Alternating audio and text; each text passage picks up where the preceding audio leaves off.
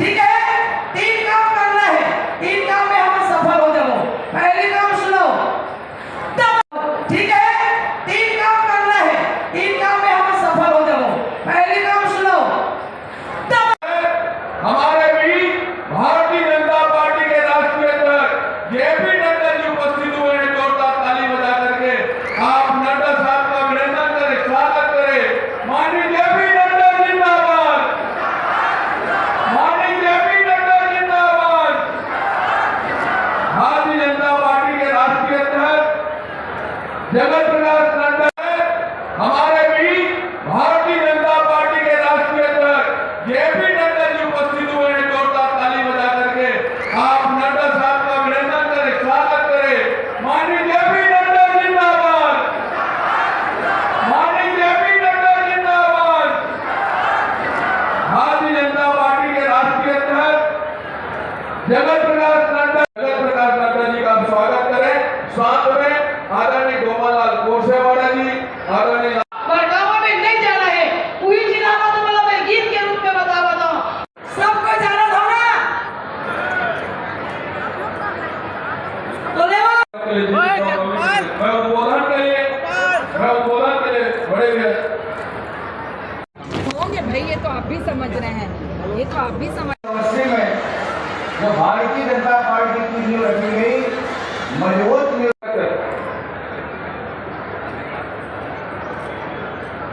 मैं जिला भिलाई के पदाधिकारी आज भी आप भी भाजपा में भारतीय जनता पार्टी के जिन्होंने अटल जी के इस 101 साथी यहाँ पर उपस्थित होकर के भारतीय जनता पार्टी में प्रवेश करें। इन सभी लोगों को मैं भाजपा परिवार में हम स्वागत करते हुए नरेंद्र सोनी जी, उन्होंने जनता का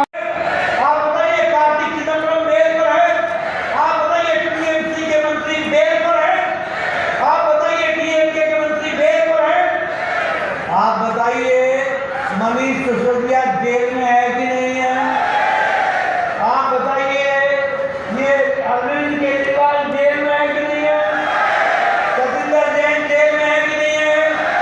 आजम खान जेल में है कि नहीं है? टीएमसी के नेता जेल में है कि नहीं है? कविता जेल में है कि नहीं है? आप बताइए, डीएमके के नेता जेल में है कि नहीं है? ये सारे गठबंधन समझिया गठबंधन या तो बेल पर है या जेल में है। वो 3 तलाक भारत में मौजूद था। तुष्टीकरण की राजनीति में लोग 3 तलाक के आगे घुटने टेके हुए। सुप्रीम कोर्ट ने कहा था कि 3 तलाक समाप्त होना चाहिए, लेकिन किसी ने भी हिम्मत नहीं की।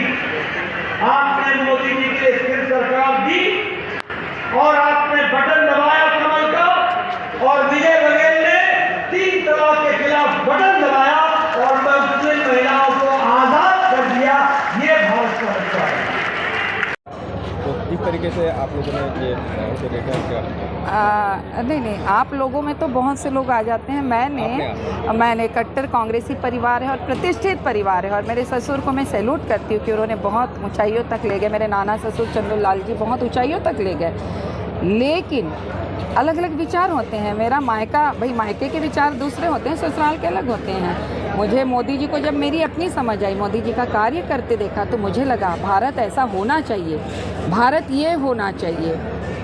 और बस मोदी जी तो 10 साल से प्रधानमंत्री। मैं 5 साल पहले भी आना चाहती थी सर, मुझे आने नहीं दिया गया। 5 साल पहले मैं प्रवेश के लिए फिर भी कह रही थी, क्योंकि मुझे कोई राजनीति में कुछ टिकट विकेट ऐसा वाला कोई रोल नहीं है।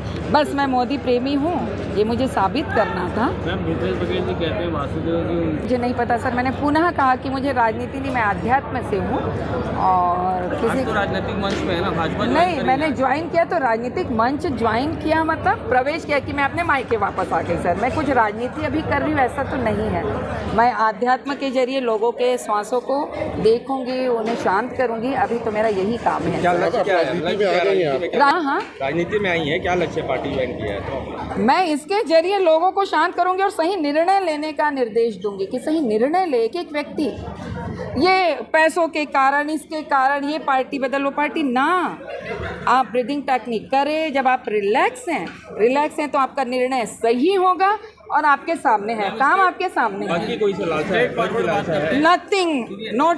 सर सीधी बात है, मोदी जी ने ऊंचाइयों को ले गया है। कांग्रेस की जब तक हम कहते बर्बाद हुआ या अच्छा हुआ तब समझ नहीं थी, तब वोट डालते थे और अब निर्णय लेते हैं सर।